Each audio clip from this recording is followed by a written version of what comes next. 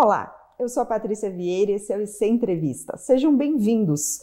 No programa de hoje nós estamos recebendo a doutora Cláudia Goldstein Scheinberg. Tudo bem, doutora Cláudia? Tudo bem, e você? A doutora Cláudia é coordenadora da Comissão da Sociedade Brasileira de Reumatologia. Então hoje a gente vai conversar sobre uma doença que tem afetado muitos brasileiros, que é a psoríase. Doutora Cláudia, estima-se que cerca de 2 milhões de brasileiros tenham essa doença.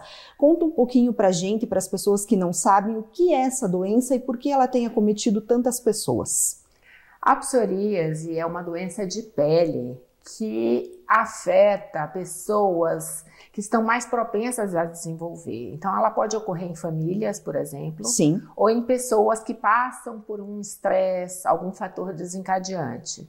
Ela é uma doença de pele que dá uma vermelhidão, uma descamação, uma coceira às vezes. E isso pode ocorrer em qualquer região do corpo. Perfeito. E ela tem vários níveis, ela pode se agravar, como que funciona essa questão? Sim, existem várias formas da psoríase. Tem a psoríase vulgar, que a gente chama, tem a psoríase gutata, em forma de gota de vela, essas lesões. Sim. Tem a psoríase invertida, porque geralmente a grande maioria, que é a forma vulgar, ocorre nas faces extensoras, de cotovelos, joelhos, por exemplo. Mas existe uma forma que é a psoríase escondida, que ela ocorre nas dobras. Certo. Então, embaixo da região da mama, nas axilas, na região anal, que são regiões escondidas, no umbigo.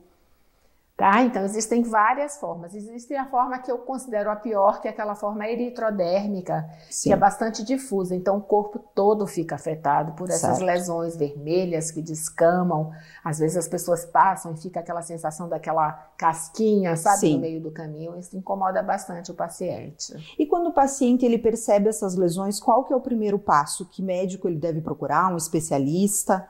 Então, nós temos a doença psoriásica quando a psoríase afeta não só a pele, Sim. mas também o sistema músculo-esquelético. E aí nós estamos falando de artrite psoriásica. Certo. Então, quando a doença, na maioria das vezes, a doença de fato ocorre na manifestação da pele. Sim. Então, neste caso, é o dermatologista, especialista em pele, que vai tratar e conduzir esse paciente. Certo. Mas se ele já apresenta numa pequena porção de pacientes, o que começa é o sistema músculo-esquelético, a inflamação articular, a dor articular. Nesses casos, quando começa nas manifestações de dores no corpo, inflamação no corpo, artrite, inchaço nas juntas, aí é o reumatologista. Certo. E como que é feito o diagnóstico no caso da artrite psoriásica? O diagnóstico da artrite psoriásica é um diagnóstico clínico. Sim. Então, o paciente tem que ter a psoríase, né, a manifestação Sim. de pele, e a manifestação musculoesquelética, que é a inflamação das articulações, a artrite, nas mãos, nos pés, nos joelhos. Tem uma outra situação também que é muito comum, que a gente chama de dactilite. Dáctilo é o dedo, é a inflamação, a ite, né, a dactilite, a inflamação do dedo. Então, o dedo fica muito inchado, gordinho, parecendo uma salsicha. Às vezes, quando ocorre no pé, a pessoa pensa que ela bateu na mesa. Não associa. Não associa. Bateu estava jogando bola e aí teve aquela lesão, acha que foi um trauma. Então, essas são manifestações clínicas que são características da artrite relacionada à psoríase. Então, Correto. O diagnóstico é basicamente um diagnóstico clínico, baseado numa história clínica bastante detalhada, um exame físico Sim. por parte do médico reumatologista bem detalhado. E quando ele não consegue só por meio do exame clínico, ele então lança a mão de alguns exames que a gente chama de complementares, Certo. que vão complementar a nossa avaliação. Sejam exames de sangue, para mostrar se realmente tem uma inflamação ocorrendo no Sim. corpo, ou exames de imagem, como o raio-x, a ultrassonografia e algumas vezes a ressonância nuclear magnética. Perfeito. E como que é feito o tratamento? É individualizado? Cada caso é um caso? O tratamento é altamente individualizado. Sim. Não só individualizado, como você bem falou, caso a caso, Sim. mas eu considero que ele é também compartilhado. É uma decisão que tem que ser compartilhada entre o paciente e o médico que está tratando.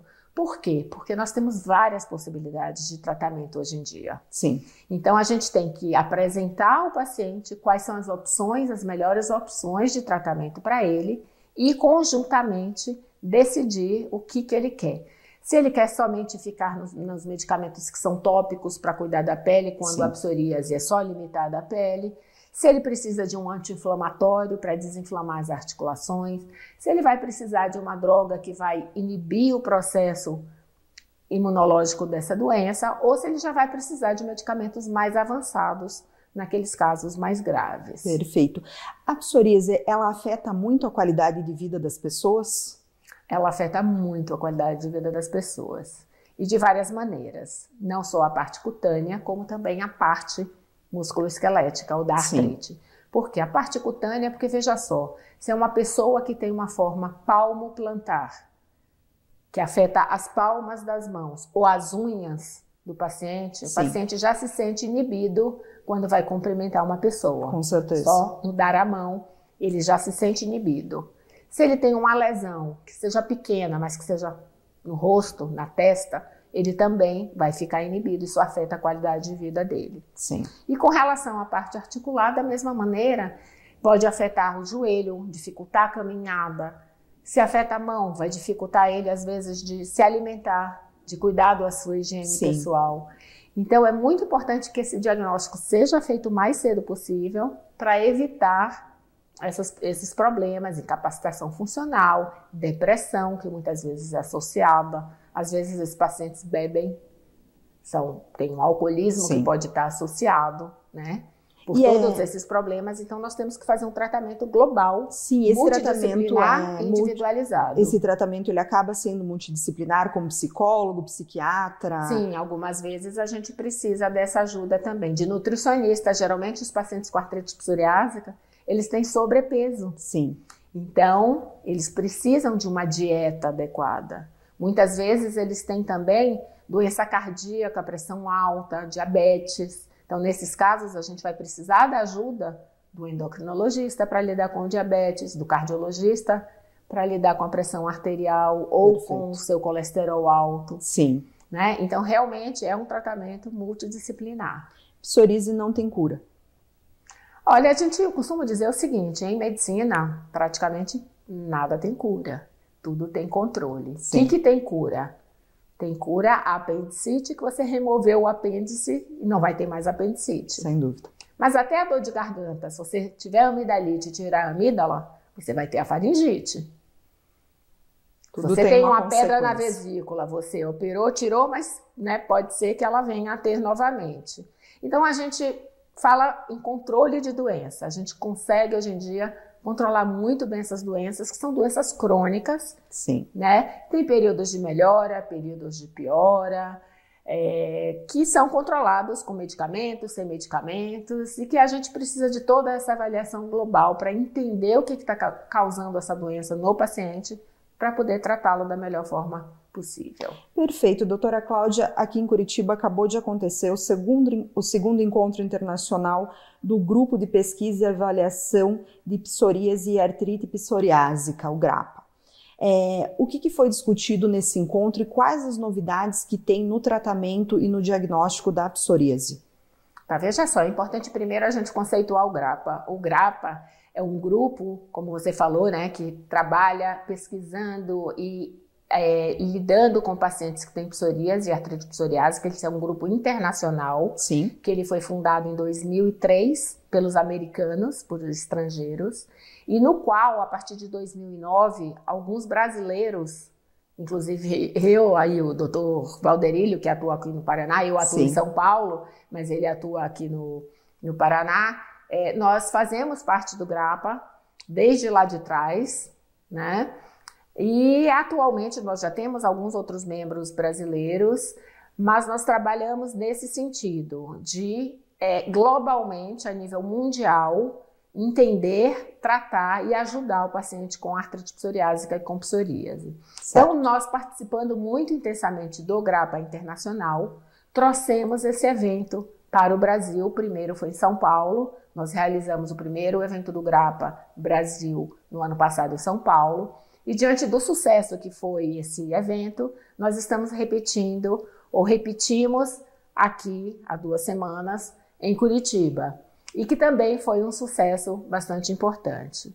Então, uma vez situado, para as pessoas entenderem o que é esse evento do Grappa, você nos perguntou sobre quais as novidades, o que esse encontro, o que vocês discutiram de novo para essa área? Então, nós trouxemos, além dos especialistas brasileiros, nós trouxemos 2 convidados internacionais, o Dr. Philip Nisi, que foi um dos fundadores do Grappa, e a doutora April Armstrong, que é dermatologista, era a última atual presidente do Grappa. Sim.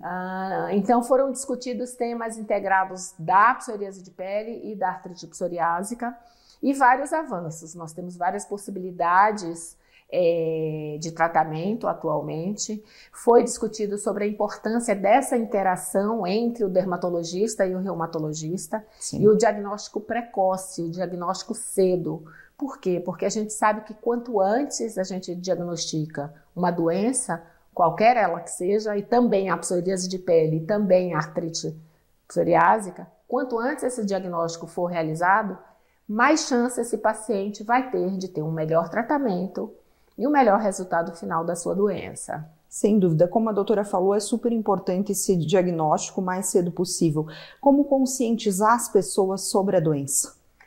Divulgando, fazendo exatamente o que vocês estão fazendo aqui, o que nós estamos fazendo aqui agora. Então, essa divulgação, não só dentre os médicos, então não adianta nós ficarmos fechados em salas, só nos congressos médicos, sim, mas também alertar a população de que essas doenças existem, como elas se manifestam, porque às vezes as pessoas pensam que eu tenho uma manchinha, uma lesão na pele, mas não é nada, isso vai passar, e pode ser já o início de uma doença que pode ser grave. Então, sim, essa conscientização da população é extremamente importante para que a gente consiga fazer um diagnóstico o mais cedo possível. E tem algum canal, vocês têm, que as pessoas possam ler mais ou saber mais sobre a doença? Sim, nós temos assim, falamos do Grappa, então sim, existe no Instagram e no Facebook, então tem o canal do Grappa, certo, é o Grappa Network, que é um canal internacional do Grappa. Existem os canais brasileiros, das sociedades brasileiras de reumatologia, as próprias sociedades regionais também atuam nesse sentido. E nós temos as nossas redes pessoais. Então, eu particularmente, como gosto muito da artrite psoriásica, eu posto bastante informação sobre o tema. Das faculdades, eu atuo na reumatologia, na Faculdade de Medicina da USP, lá em São Paulo. Então, no nosso Reumato USP, nós também trazemos informações. Então, é só colocar lá psoríase, artrite psoriásica, tem várias fontes que as pessoas podem pesquisar e se informar sobre essa doença. Muito obrigada, doutora Cláudia, pela entrevista, que as pessoas aí consigam se conscientizar, que a gente contribua para isso, para que os diagnósticos sejam feitos cada vez mais cedo e as pessoas tenham mais qualidade de vida. Perfeito, eu que agradeço e a gente se coloca à disposição para qualquer dúvida e qualquer novo esclarecimento. Muito obrigada. Obrigada. Obrigada a você, se gostou da entrevista curta. Se quer assistir outras entrevistas como essa, siga nosso canal. E se quer nos ajudar a fazer o IC, deixa aqui embaixo nos comentários sugestões de temas para as próximas entrevistas. Obrigada, até a próxima. Tchau, tchau.